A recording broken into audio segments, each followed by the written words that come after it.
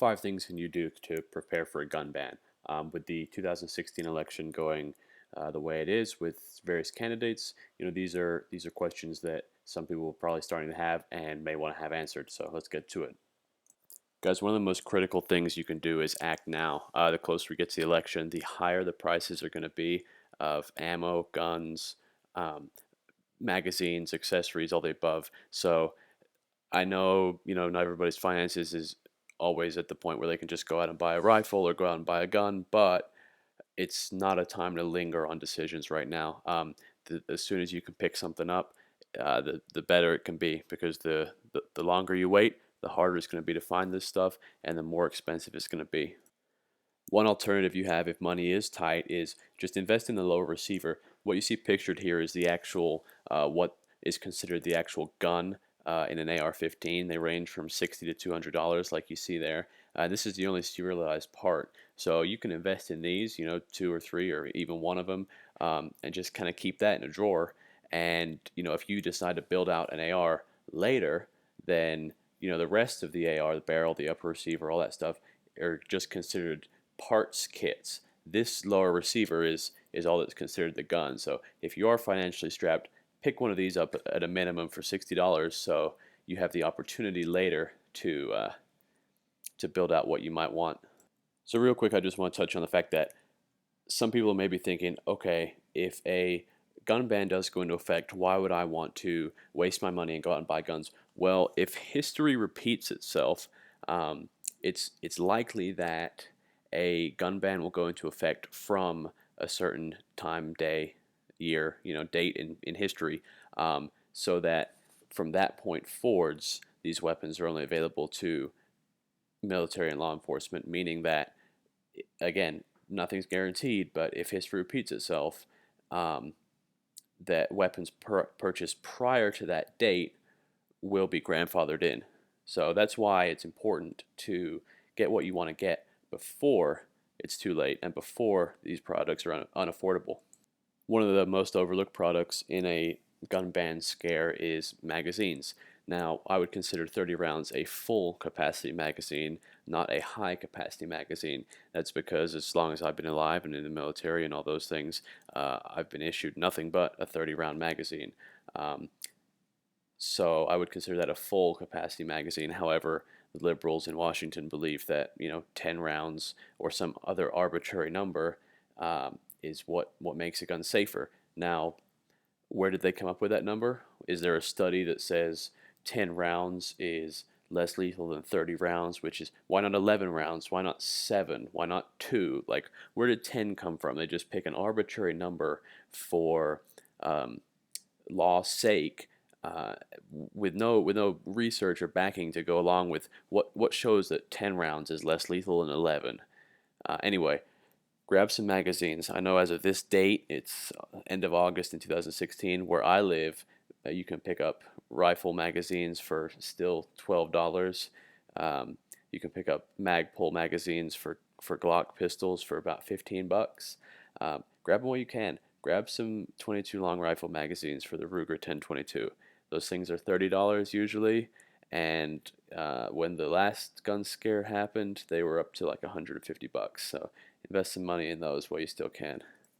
Guys, real quick before I continue, I want to tell you about this book, Bug Out. I just utilized on Audible.com, and website and app for your phone and stuff that reads the book to you. I actually downloaded this one through a trial on a road trip. Pretty cool read, actually. Well, not read, but pretty cool listen. While you're driving or doing stuff like that. And I would recommend it to you. I'm going to put a link to Audible in the description of this video, where you can click it and get a month free trial, and they're going to give you 2 books for free. So click it, sign up, and uses your existing Amazon account, and you can listen to this book for free. Highly recommend it. I'm sure you guessed ammunition would be somewhere on the list, and here it is. Ammunition bans or ammunition restrictions can come in any form or factor. The Clinton campaign right now is proposing an enormous tax on all guns and ammo.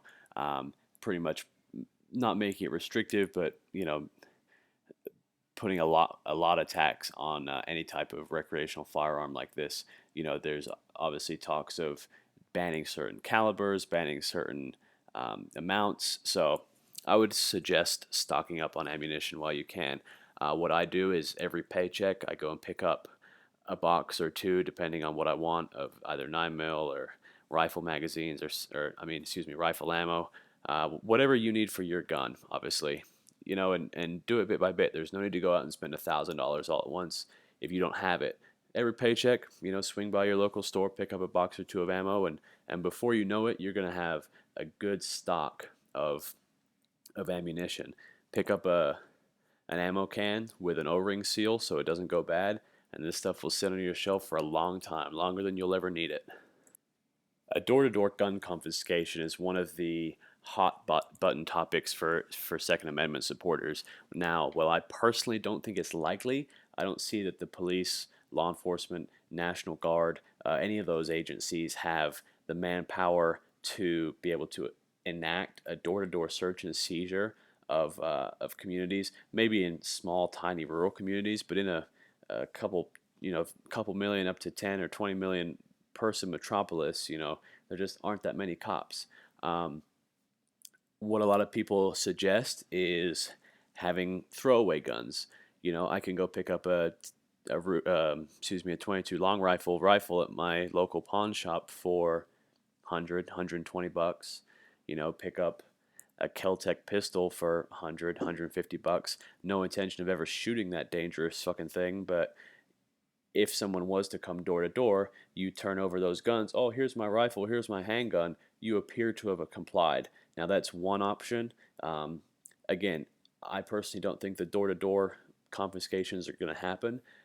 What I do want to tell you about is this great organization called Oath Keepers. Now, what it is, it's a nonprofit organization of military and law enforcement personnel who recognize that when they swore their oath to protect the citizens of the United States from enemies both foreign and domestic, it was a oath to protect the Constitution of the United States. Now, what Oath Keepers is a membership service, kind of like the NRA, where you can sign up and pledge your oath as a law enforcement official or military member, and basically say that you are refusing, if asked, to basically turn your guns on your fellow man, your fellow neighbor, to enact an illegal government seizure, that you will not follow that unlawful order. Again, not endorsed by these guys at all. I'm a member. I think they're great, and I love what they do for the gun community. Just want to throw that out there. Guys, the last thing on the list is going to be just have some kind of plan and have a contingency for that plan. Not everything is going to go the way you expect it. If you do have a large arsenal of weapons, I would suggest not keeping them all in one place. If you do have a large amount of ammo, spread it out. If you live in a place where you can carry a rifle or shotgun in your car, have a car gun. Carry it legally and leave it alone. Don't be bringing it back and forth all the time. Leave it alone. Have if you have a visible safe, have the items that you, I don't want to say don't mind getting confiscated, but have your items that if they got confiscated, you could still survive, and have your battle equipment or your battle attire ready to go elsewhere. Attics, things like that. You got to think these people are not going to have time to search every nook and cranny of your house. You take them to your closet, open up your gun safe. I'm going to bet that you're checked off the list as compliant, and then you can turn around and deal justice. So have a plan, have a contingency, and whatever you do, train and practice for whatever that plan and contingency is. Get your family on board if you have to, and just think about things. Think about your ways out of town. Think about bugging in or bugging out. There's a lot of different options out there. Just kind of think about them. I'm going to wrap this up with a quick summary. I try to keep it pretty short. Best thing you can do to prepare is use your vote. It counts. Vote for pro-gun candidates. Vote for pro-gun legislature. Join the NRA. Pledge your commitment to the Second Amendment by spending a little bit of money with the NRA. It's very affordable. Um, they put a lot of effort in, and they offer you insurance policy with your membership. I'm a member, again, not affiliated. Nothing in this video is trying to sell you on anything. like I said, I don't. Part of me thinks that the conspiracy is either the confiscation and the FEMA camps thing is going to happen, which I don't personally think. The other side of the spectrum thinks that all this kind of gun hype is a backwards ruse, a reverse psychology to drive up gun sales like absolute crazy, which the Clintons allegedly were involved in the '94 gun ban, and lo and behold, here's another Clinton pushing the same agenda, 12 years later, or excuse me, 22 years later. Um, do I believe that? I don't know. It's definitely possible. I definitely don't think it's out of the realm of possibility, but either way, I'm going to make sure that before this 2016 election, I'm satisfied with what I have, and I highly suggest you do too. Whatever it takes, don't max out your credit cards. Don't mortgage your house. Don't do anything crazy like that. But the earlier you can start, the better, and you need to start today because, like I said, it's not always going to be available. And if it is available, it may not always be at a price you can afford. So, either way, thanks for watching, guys. Check out that link to Audible if you want to listen to that Bug Out book. I really enjoyed it on a road trip. And if you have any questions, anything to add, as always, throw it in the comments below. Thanks.